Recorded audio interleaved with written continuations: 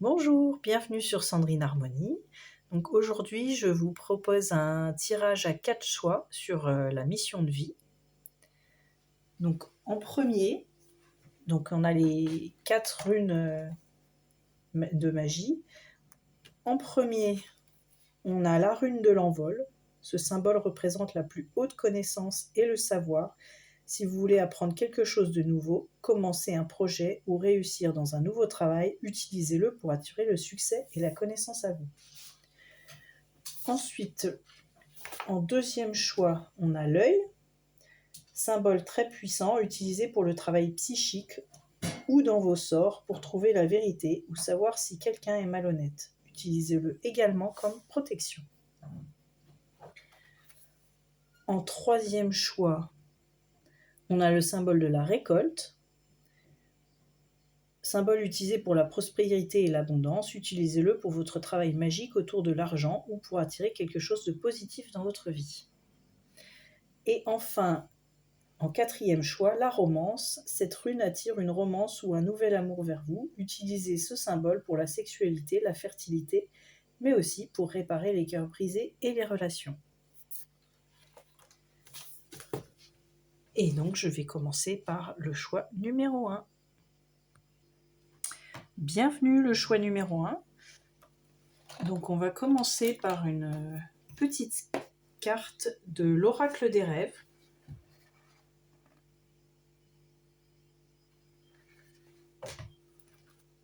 Enfin, une ou plusieurs suivant.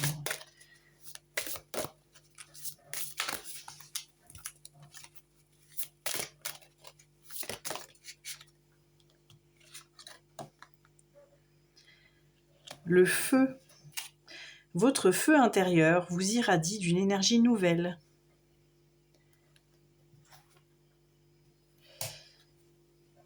Ensuite, est-ce qu'il y a d'autres...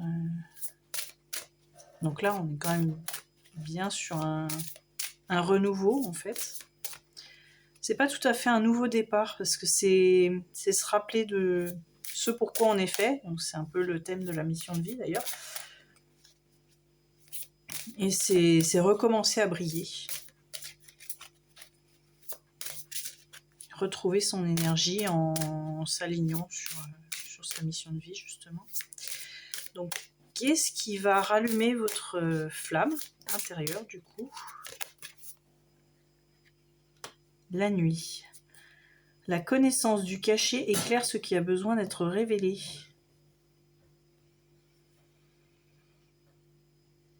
Moi, je vois ça un peu comme un peu rechercher ses parts d'ombre.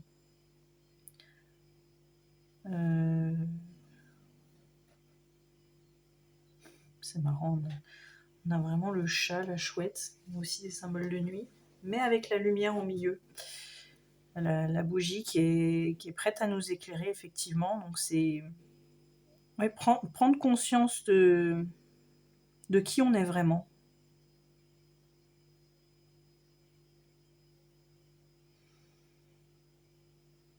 Il faut savoir ce qu'on n'ose pas se dire. Mais du coup, qu'est-ce que c'est?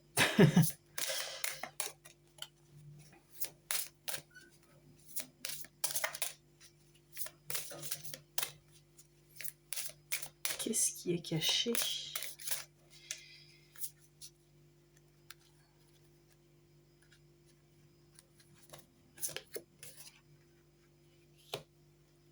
La pudeur. Je me révèle au monde tel que je suis.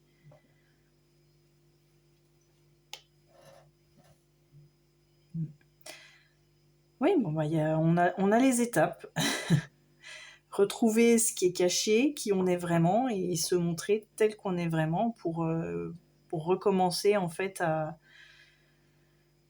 pour retrouver sa flamme intérieure, retrouver, et puis recommencer à briller. Donc là, c'est les différentes étapes. On va quand même lire un petit peu les textes, du coup, pour un peu plus de précision. Je vais commencer par la pudeur, parce que pour moi, c'est quand même dans l'ordre. Il faut déjà faut déjà commencer par... ah non, c'est d'abord la nuit au final. Il faut déjà retrouver ce qui est caché pour pouvoir se révéler. Et c'est en étant soi, en se révélant, qu'on va révéler notre feu intérieur. Et irradier. Et briller. Alors on va commencer par la nuit au final. La connaissance du caché éclaire ce qui a besoin d'être révélé. À travers son voile obscur, la nuit noire occulte les secrets, les mystères, l'inconnu, l'incompréhensible, l'inconscient, les peurs. Dans ce monde sombre et discret, que l'on prend l'habitude de craindre ou de redouter, se cachent les clés de l'existence. La nuit est une confidente, gardienne du rêve et de la poésie, de l'imaginaire et des légendes. Oui, on est dans l'oracle des rêves, donc ceux qui ont des rêves la nuit, essayez de les noter, d'écrire à chaque fois ce dont vous vous souvenez, et éventuellement regarder la signification des rêves sur certains symboles, et surtout si le rêve est répétitif, ça peut être très intéressant de se pencher dessus, parce que notre inconscient, il sait qui on est. Donc c'est dans les rêves la nuit que les choses vont se révéler. Votre intuition nocturne vous guide au cœur de l'obscurité pour vous révéler à la lumière. Cette carte vous invite à vous ouvrir à l'inconnu pour dévoiler ce qui est caché. Avec des choses à comprendre, des secrets doivent être révélés. Il est temps de faire sortir les fantômes des placards et les monstres cachés sous le lit. Comme un chat, ouvrez les yeux dans le noir et observez au-delà de ce que vous pouvez voir, au-delà de ce que l'on veut vous montrer.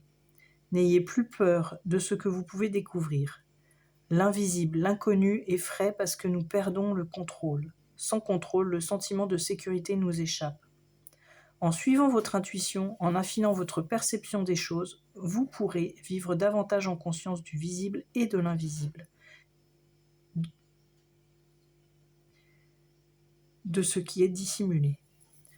Hors de votre zone de confort, là où vous ne cherchez pas habituellement, vous allez comprendre des clés importantes. Grâce à la connaissance du caché, vous allez explorer toutes les parts de votre être et éclairer ce qui a besoin d'être révélé. Donc il faut vraiment mettre en lumière les différentes parts de soi avant de pouvoir les montrer au monde. L'idée, c'est d'en reprendre conscience. Nuit, révèle-moi tes secrets dans mes rêves. Voilà. S'endormir avec avec cette intention-là. Ça peut être très intéressant et vraiment, dès que vous vous réveillez, ayez toujours un carnet à côté de vous ou quelque chose pour noter tout de suite les rêves. Même si vous ne vous souvenez pas de grand-chose, ça sera toujours des indices pour la suite. Pareil, vous pouvez vous coucher avec les intentions, je révèle les secrets de mon inconscient. Voilà, essayez de retrouver les éléments.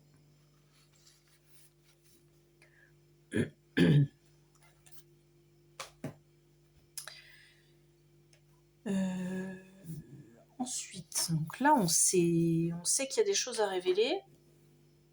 Ça ne nous dit pas encore la mission de vie.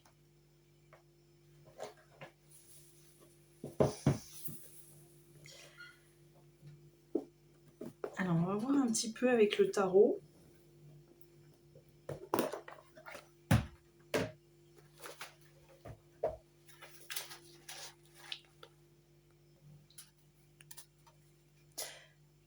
Donc c'est le Mystic Manga Tarot que j'utilise.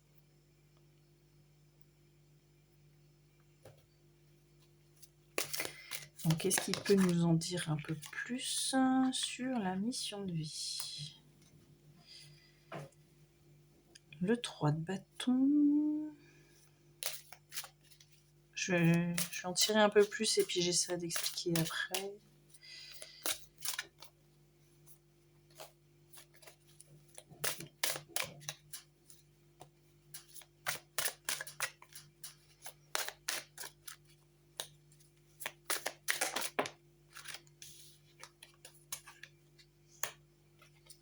Le 7 de denier. Ah. le hiérophante. Donc le hiérophante, pour le coup, c'est une arcane majeure, donc la 5e. Ça représente le pape dans le jeu traditionnel, le tarot de Marseille.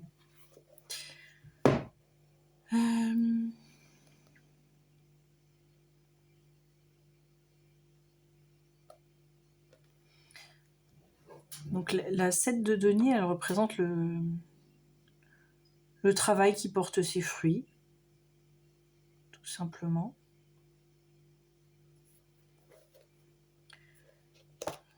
Je vais vérifier la 3 de bâton quand même, plus en détail. Donc les bâtons sont associés à l'élément feu. Donc c'est plutôt l'action, c'est plutôt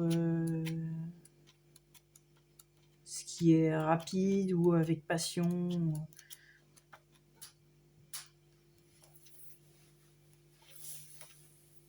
Voilà, on est là. Des choix ont été faits et des actions ont été entreprises. Les premières réponses montrent des signes de succès, mais l'histoire n'est pas encore terminée. Il est maintenant temps d'attendre et de voir ce qui se passe. Comme le personnage de la carte, vous attendez l'arrivée de votre bateau. Sera-t-il chargé de trésors ou représentera-t-il une déception ? Conseil, profitez de cette période en faisant ce que vous pouvez pour aller de l'avant et planifier la prochaine étape.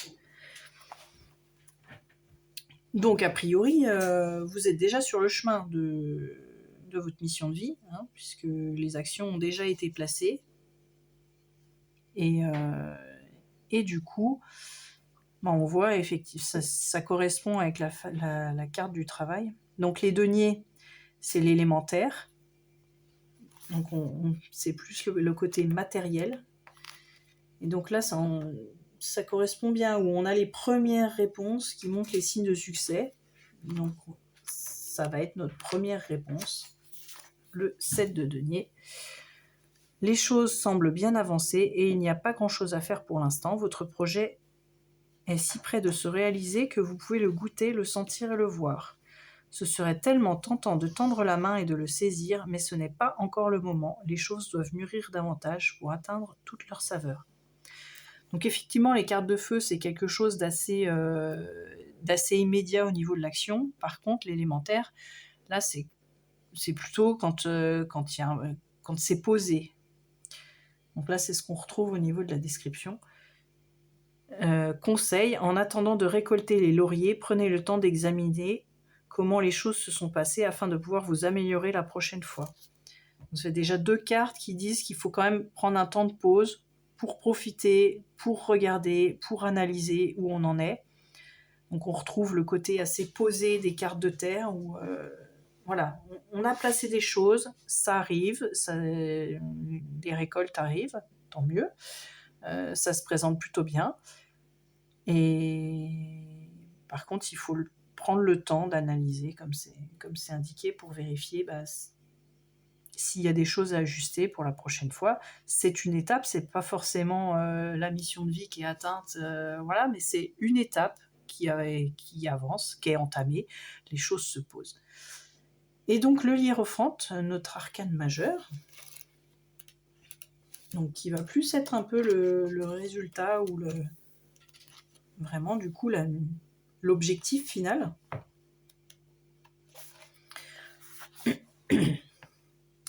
Si l'impératrice et l'empereur enseignent la vie domestique et sociale, l'hiérophante fait le lien entre valeurs et action.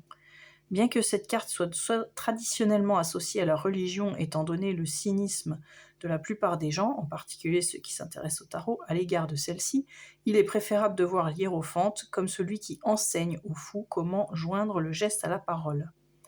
En d'autres termes, comment se comporter pour exprimer ses valeurs et croyances intérieures.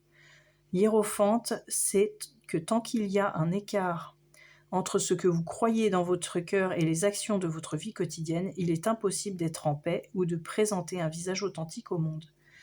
Donc là, on retrouve un petit peu les premières cartes qu'on avait eues pour se révéler tel que l'on est. Il y a peut-être encore un travail d'introspection à ce niveau-là, parce qu'il y a une première étape de poser, mais si on n'est pas encore complètement en accord et aligné avec soi-même, on n'est pas encore prêt du coup à récolter les fruits. Il y a quelque chose qui n'est pas en cohérence. Éducation ou formation, personnelle ou institutionnelle formelle, pratiques religieuses ou culturelles traditionnelles, rites ou croyances et adhésion à un système de valeurs, l'enseignement, l'apprentissage, la pratique sont au cœur de cette situation, bien que vous soyez le seul à savoir si vous les poursuivez ou les évitez. Là, je pense quand même qu'on arrive à un moment, donc s'il y a une question de formation, de suivre une formation pour continuer ou pour vous aligner avec votre mission de vie, ça veut dire qu'il faut se lancer dans cette formation. Par contre, ça peut aussi révéler le fait que votre mission de vie, c'est quand même d'être dans apporter quelque chose aux autres, former les autres, présenter des choses, enseigner, mais pas forcément que l'enseignement. Enfin voilà, et c'est préciser la pratique aussi. Ça peut être l'enseignement, mais par l'action aussi. Montrer les choses, c'est pas forcément un enseignement complètement formel.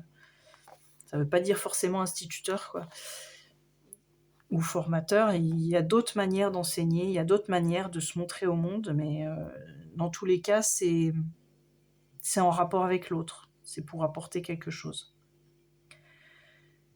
Examinez attentivement vos convictions les plus chères et assurez-vous que vos actes les reflètent.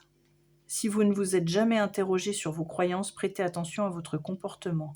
Sur cette base, comment quelqu'un d'autre décrirait-il vos convictions ? Donc là, on retrouve le côté essayer de réellement se connaître soi-même, donc en se demandant mais qu'est-ce qu'on aime, en quoi on croit, et vraiment essayer de rester le plus honnête possible, même avec soi-même. C'est pas toujours facile d'être honnête avec soi-même parce qu'on est le mental pollue beaucoup, on pense énormément à il faudrait que je fasse ça pour avoir de l'argent, ou on m'a dit on me conseille que, et à un moment donné, il faut apprendre à s'écouter soi, vraiment, et pas se bloquer en se disant ah mais je sais pas faire. Là on en retrouve le concept de la formation, de suivre une formation. Faut pas s'arrêter à je sais pas faire, tout s'apprend. Si c'est vraiment ce qui nous tient à cœur, il faut y aller. Donc voilà. Donc je pense que c'est quelque chose comme ça, quoi. Votre mission de vie, c'est vraiment s'orienter sur déjà poursuivre ce que vous avez entamé, et poursuivre aussi l'écoute de vous. Enfin, apprendre à se comprendre, à se connaître, à s'écouter. Et ça passe aussi par prendre du temps pour soi. Parce que le meilleur moyen de savoir ce pourquoi on est fait, c'est de se faire plaisir. Parce que c'est là que notre corps, notre cœur, notre âme va nous parler. C'est dans les moments où on est bien. Et c'est un indice qu'il faut suivre, en fait. À partir du moment où le cœur bat, qu'on est enthousiaste, c'est les moments où il faut écouter notre intuition parce que elle est là, elle est présente.